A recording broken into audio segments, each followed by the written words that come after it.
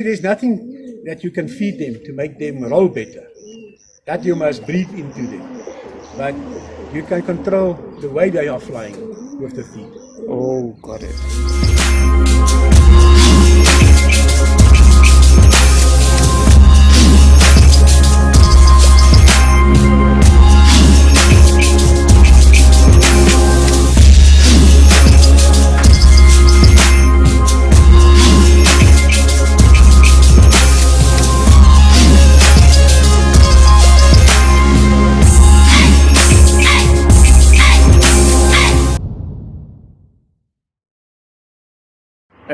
What was I talking about last? You were talking about when should young birds start coming into the yeah, okay. Sometimes it's good for a bird. Start rolling on 8 months or 9 months. Oh, and it gives himself chance to make his wings stronger. Oh. Handle the roll when he starts rolling. I prefer them around 5 to 6 months. Oh, I think 80% of my birds is coming in roll about that time. About between 4 and 6 months, and then there's maybe a 5 or 10% that will come a little bit later in a roll. But that doesn't worry me too much, because if your bloodline is established, then you know there's no youngster that I are breeding in my loss that I'm worried if this youngster is going to roll or not. I know he's going to roll. Oh, 100%. It just depends on how far he's going to roll. But I know he's going to roll. So, but normally in 3 to 6 months, then they will start rolling. And then there's others that will start rolling closer to 8 months. Oh, got it. In a week, how many times do you fly your birds? And how do you train your birds? It depends in what mood I am. Oh, got Sometimes I like to watch my birds. So I will fly them as soon as possible. But if I'm flying them only 3 days in a week, it doesn't bother me. You will get more. You will get more and better roll the less you fly them. Yes. I think in that 1 or 2 days that they are sitting and do nothing, they get enough energy to get it to roll properly when they're getting out of the lofts. So you rest them for 2 to a day? Yeah. For instance, in a when it's competition time, yes, I will only fly them 2 to 3 times during that week. Got it. I will never fly them the day before the competition. Got it. So, and then on that competition day, it looks like if they are eager to do their thing. And that worked for me over the years. So, but my youngsters, I will fly as much as possible to get them strong and fit. And as soon as they're getting nice in a row, and I can see they are fit, then I will also start flying them less.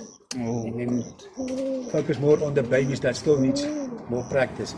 And you ask me, how do I fly them? Yes. I just open the cages and say, and they go. I don't have a bag, I don't have balls, they throw in the air, nothing. You don't use a flag? Nothing. Wow. Do you see any flag or any balls around here? Nothing. I just go to the cage, and I open the door and I say, come, let's go. And then they're out. And they will not roll here. They will wait until they're high enough, and then they will roll. Nice. Okay. In your understanding, what is selective breeding? Selective breeding, that starts from the day you decide what type of bloodline, what type of genes you would like to breed in your cages. And then that first selection that you make will determine if you're going to succeed or fail. Got it. I know about a lot of guys who went to this oak, he bought a lot of birds, and after 3 or 4 years he said, this is not working for me. I have too many roll downs, and some doesn't want to fly, they sit on this roof and that. because his selection from the start was not right. Oh, He didn't wait and make sure that he got the birds that are good and have good genes. Oh. Sometimes you must just be patient and make sure that the birds you want, and that's why it's so important to go to other people's, other guys' lofts and check the birds out when they're flying. Oh, correct. So, because your selection from the start, when you are a young fancier, must be correct. Oh, otherwise, you will only have problems and agony, and then you. I heard I know a lot of oaks who left the roller pigeon sport because of the type of birds or type of bloodline they have or whatever, because it's not working for them. Oh. So your selection from right in the beginning are very important. Oh. To lay down the foundation of your cages. Yes, that's true. Oh, that's true. That is true. Do you believe that there are flying birds and breeding birds? By that I mean birds that should never see the air, and their purpose is to breed only. And that there are flying birds that should never breed, but just be flown and nothing else. Right. Let's start with the birds that are not supposed to fly. Okay. Okay. Birds and pigeons are created by God to fly. Oh. That's good. That's why they got wings. Oh yes, 100%. But if you are building a family, a bloodline, Yes. you normally use one, maybe two cocks Oh, got it. to build your bloodline around. Oh yes, yes, And when those two are getting too old to produce anymore, yes. you must have of their blood, some of the cocks, their sons, to replace them with. Oh, got it. So to replace them, those two cocks with the same genes, and the same quality, yes, you take that cock yes. and you are breeding in that cock with his daughter. Oh, got it. Oh, so you're bringing back the genes from You the bring back original genes. cock. So you take that cock. Yes. That is the blood holder of your bloodline. Oh, got it. To bring him back to his daughter, Got it. and then you bring the genes closer to each other. Oh. So that and that bird is the bird you don't fly. Oh, got it. That's the bird that you don't fly. That bird never see the air or the light outside. Oh, got it. So he must be the one that will take your bloodline further if this oak is not there to produce anymore. Oh, got it. That's the only bird that must not fly. If you are flying a bird and it's rolling, like we said earlier in the interview, if you're flying a bird that's perfect in the air, Yes.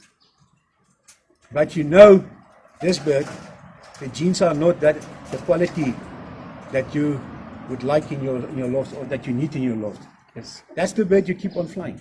Oh, got it. See, that's the one who just flies and never go to the stop. Oh, yes. It's not because he's bad. Oh, If you give that bird to a newcomer, yes. he will do well with that bird. Oh, But for you, who are already established a bloodline, oh, yes. you can fly that bird for 2 or 3 years because it doesn't fit into What you already have. you already have and what you are aiming for. Oh. Okay, here's another one. When you're pairing your birds, do you give them any medication or special food for them to produce you good babies? Good babies, Yes. and this is now a joke. Good babies you only get from good stock pairs. Oh, got it. But if you want healthy babies, Yes. then you make a mixture of food. Oh, got it. You mix a certain type of food together, and you put a little bit of breeding pellets into there, Yes. and such like that. But if you want your breeding pairs Yes. to have 2 eggs, 2 babies, Oh, then there's got it. some stuff that you can give your hens and your cocks a few weeks before you pair them together. Oh, got it. Got it. Got it. When someone says body type, what does that mean to you? What is body type? You see, the old local, the veerpoorter, Yes. they've got a more, and that's why they are such nice looking birds. Oh. The old locals, the veerpoorter. Oh. They've got the body type that you call an apple body. Oh, got it. More round, more solid. Oh, You yeah. will see this bloodline. If the body is a little bit longer shape, Yes. it's not that compact apple shaped body. Oh, got So it. that's the only difference for me between The body type. the two breeds is that the old locals got much more of a round body like an apple. Yes. And Birmingham Roller's got a little bit longer body. Oh. It's not a short apple-formed pigeon yeah. like the On that same question, and I don't know if I want to expand on the question. Like, we have Birminghams, we have Ken Whites, we have SA distance long birds, and so do you breed them the same, or Birminghams are bred a certain way, SA distance are bred a certain way, Ken Whites are bred a certain way, or you can just breed them anytime? You see, it depends on where you want to go. Oh, so it depends So, on the fancy. Long distance rollers, Yes. you can breed them the same as the Ken Whites or the Birminghams, Oh, yes, yes. and vice versa. Got it. Because in South Africa, Yes. we like fast cars, big stakes. Oh, So got it. we like also long distance rollers. Oh, But got it it. does depend on what type of bloodline, what type of breed you prefer. Oh. That's why we took this Ken Whites and make them longer. Oh, So got it. we did the same that the guys did with the long distance rollers. 100%. Long by long and better by better and deeper by deeper. So yeah, I don't think you breed them differently. Like I said, it depends on what type of roll you like. Oh, You get right. the guys from the World Cup Oh, yes. that doing World Cup flying. Yes. They prefer short rolls and as much as possible. Oh, yeah. So very active birds. Oh, got it. Got it. Okay, according to you, when is breeding season in South Africa? I've got my best results between April and September. Oh, in the winter. Yeah, that works for me. Oh, got I know it. there's guys who says that no, they are breeding any time of the year. But Oh, for me, it works for me, and I got the best results between April and September. Oh, got it. Got it. Got it. How long have you been working or breeding your family of birds? Since 1981, I started with this family, and I was breeding them and changing them and breeding them and changing them until I've got all the qualities that I wanted in the specific bloodline. And the bloodline is established. I think it's established now. But yeah, we still try to improve every year. Oh, But the way they are rolling, the way they're flying, the way they perform, the way they do certain things, I'm happy with. oh, I don't want to change that, but yeah, there is sometimes that you just looking for that little edge. oh, Just that 1 or 2 1 or 2 seconds further than the previous year. oh, got it. Got It doesn't work normally. It doesn't work all the time, but yeah, that's what we're trying to do. Oh, But the main aim for me yes. is not to breed only 10 birds that can roll 8 seconds. I want to breed 30 birds that can roll 8 seconds. Oh, got it. Got it. Oh, I've heard people say that you shouldn't breed red to red because you tend to get birds that will become too long and crash or become roll downs. Why? Is it a color thing? I don't know. Why? Probably they say the red color birds, they have a recessive gene that tends to make birds that end up becoming roll downs. No wonder you need to break them. You don't need to. You need to mix them with other colors. Maybe you breed red with a black, or you breed red with the white, you breed red with the check, you breed red with the blue. Okay, all these According years, to your understanding, yes. all these years, Yes. I had this colors in my loft: red, black, strawberry, mealy, and slate. Oh, got it. And never when I paired two red ones with each other, Oh, I had a problem. oh, got it.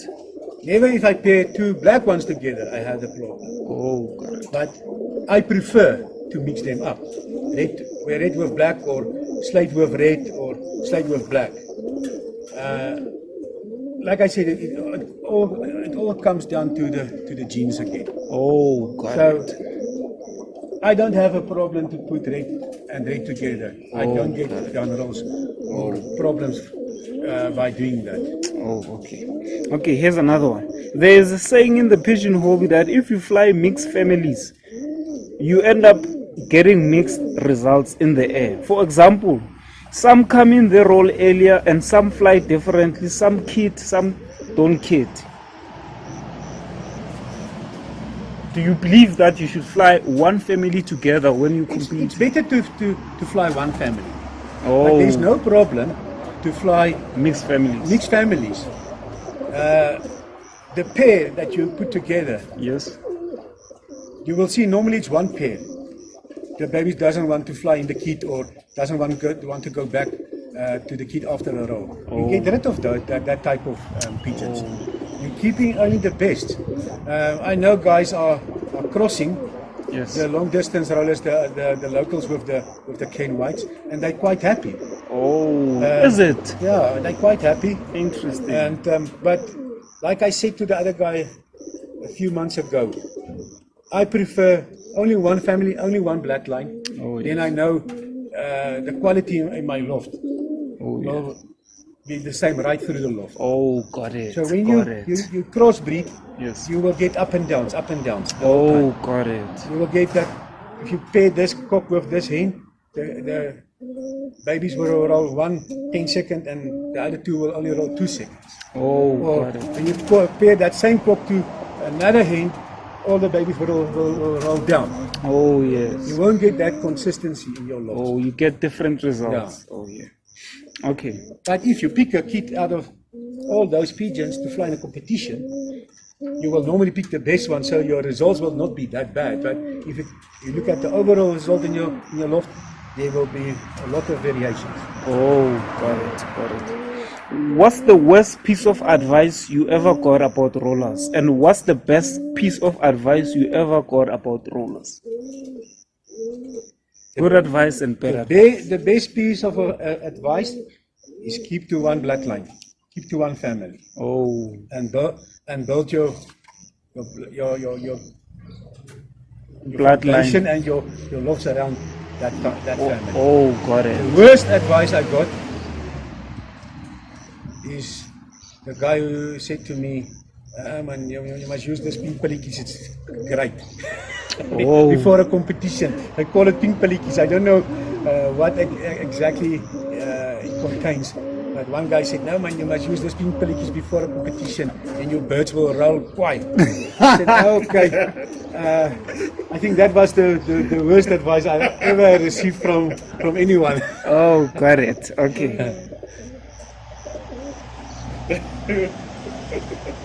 According to you, who are the three best flyers in South Africa at the moment? Best flyers in South Africa at the moment. 3 of them.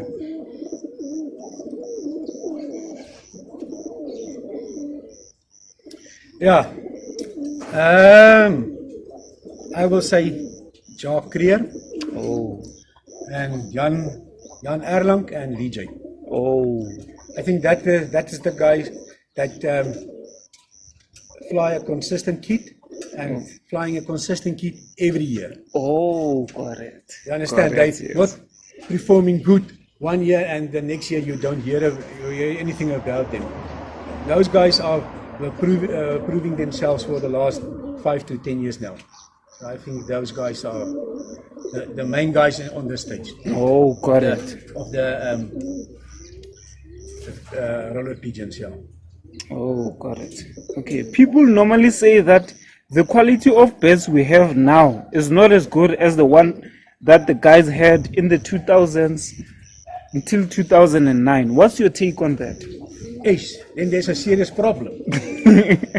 Because it's normal for people to keep on striving for better, and keep on striving for better and advancing.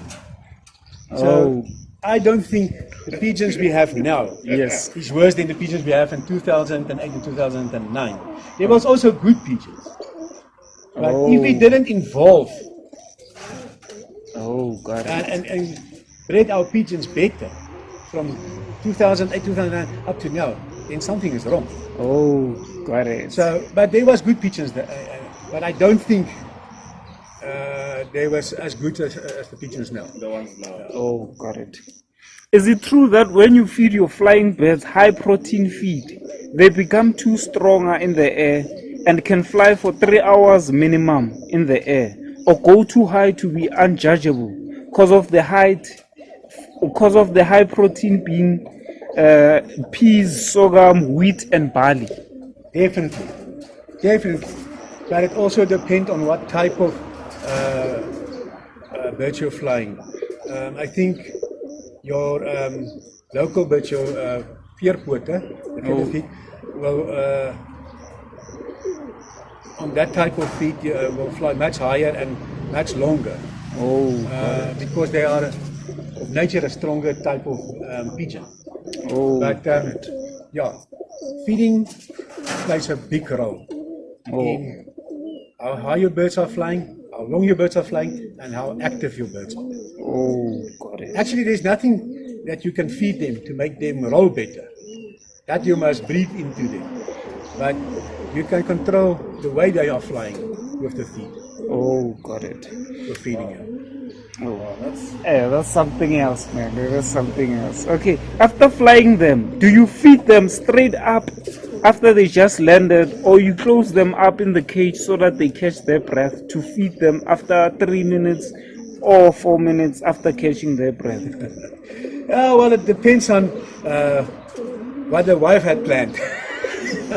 Sometimes, if the wife got plans, if they hit that roof, I say, come, you must go in.